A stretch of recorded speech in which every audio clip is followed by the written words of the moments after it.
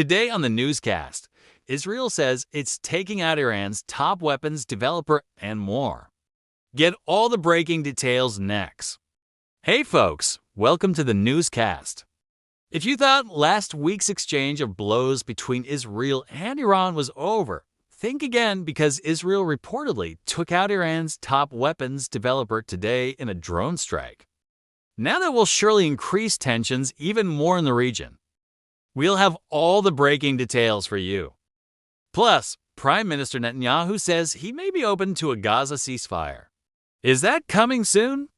And a new poll shows that many Americans are ready for Israel to take out al-Baghdadi. What is the connection there? You're going to want to hear this.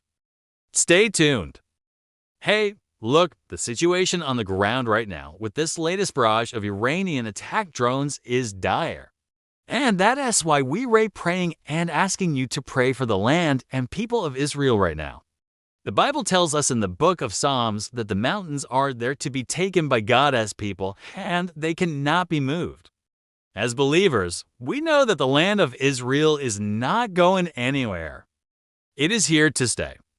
So we want to encourage your prayers for the land and people of Israel during this time of war and unrest. Join us each day throughout the month as we look at one of the 7 promises from God found in the book of Deuteronomy chapter 30 verses 1 through 10. And these promises are still applicable for the land of Israel and its people.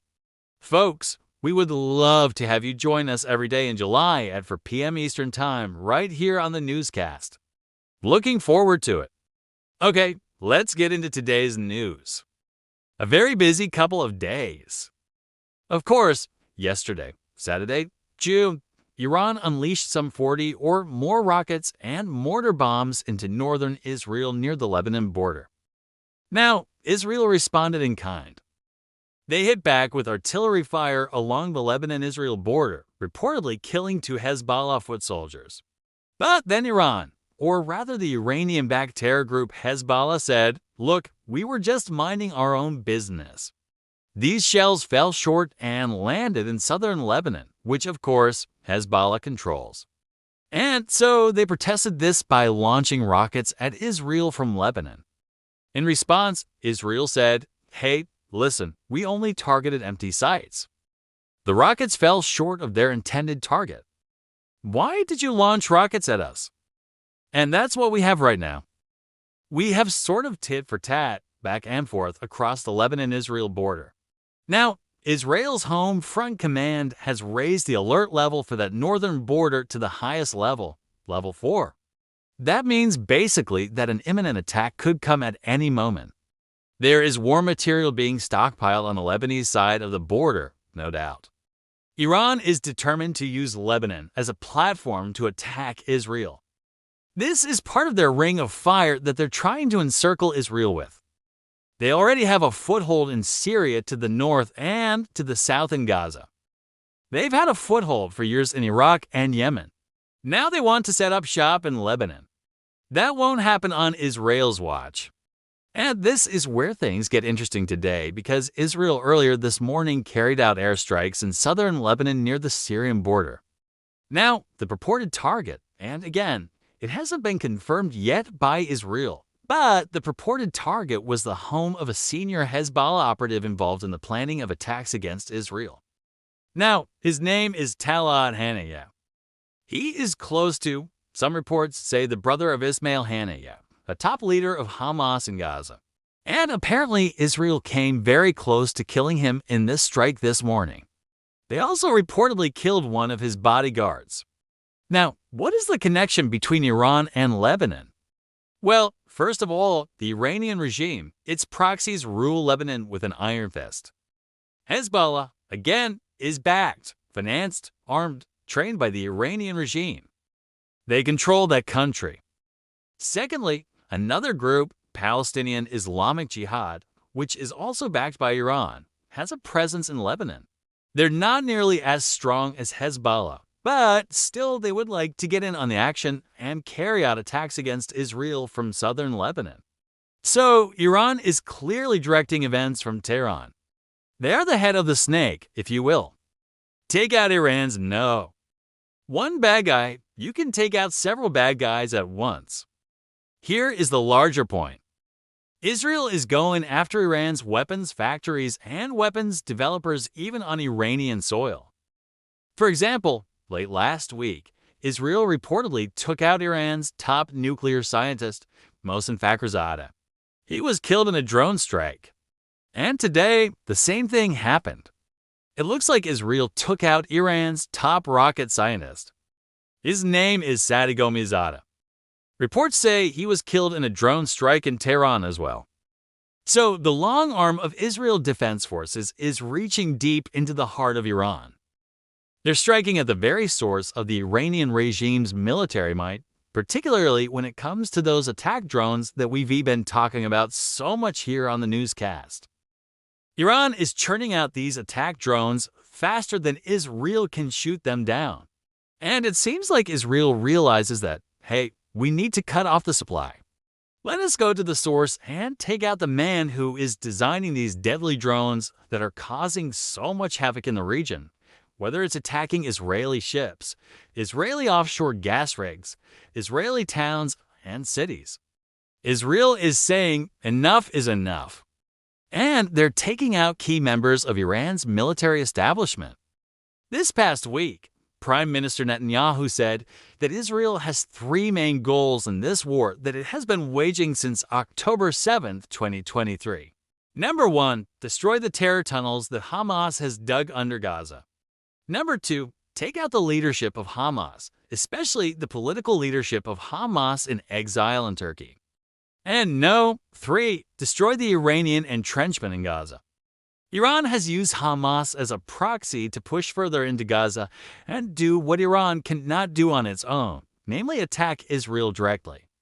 Israel has made very clear that the Iranian regime bears some responsibility for what is happening right now in Gaza and in other areas. Where Israel is taking out, as we said, Iran's top weapons developer today. Where Israel reportedly took out Iran's top nuclear scientist last Friday. Iran is very much in the crosshairs right now. What Iran is essentially doing, folks, in case you haven't noticed, is carrying on the war that its terror vanguard, Hezbollah, waged against Israel last August. Hezbollah is licking its chops right now to throw its hat back in the ring and fight Israel again. But Hezbollah knows it cannot do that right now. Hezbollah is still licking its wounds from that war last year.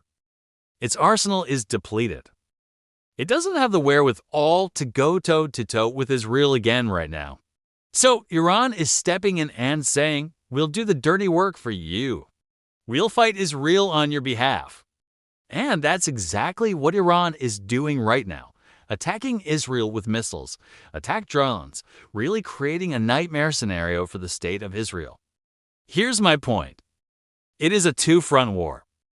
And it is Israel fighting against Iran and its proxies on two fronts right now.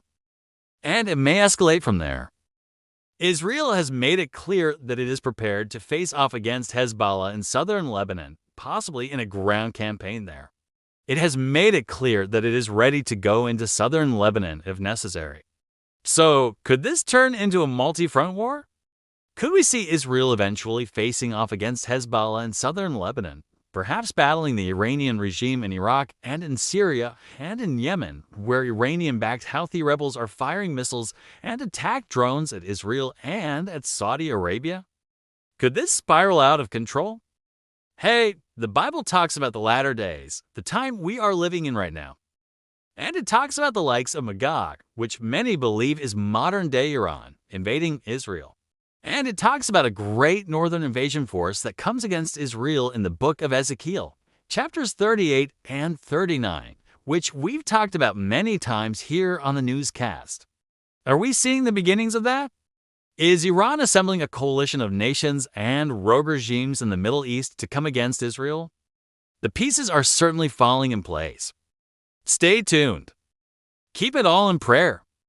By the way, speaking of the latter days, I mentioned at the top the recent poll that showed that a majority of Americans are ready for Israel to take out Ayman al-Zawahiri. A lot of people don't realize that Osama bin Laden was actually killed by U.S. military forces on Pakistani soil. And now Ayman al-Zawahiri is the no. One bad guy at Al-Qaeda. He has bin Laden's former right-hand man. They worked together to plan the 9/11 attacks. And now Zawahiri is running Al-Qaeda. He is calling for attacks against America and against Israel. He is closer to Iran than you might think. Iran would no doubt love to see the United States take out Zawahiri. So, a lot of chess pieces moving on the board right now in these Bible times in which we are living in. Keep it all in prayer. Hey, thanks so much for joining us here today on the Watchman Newscast. Until tomorrow, God bless you, and remember, never hold your peace. Hey everyone, thanks for checking out the newscast.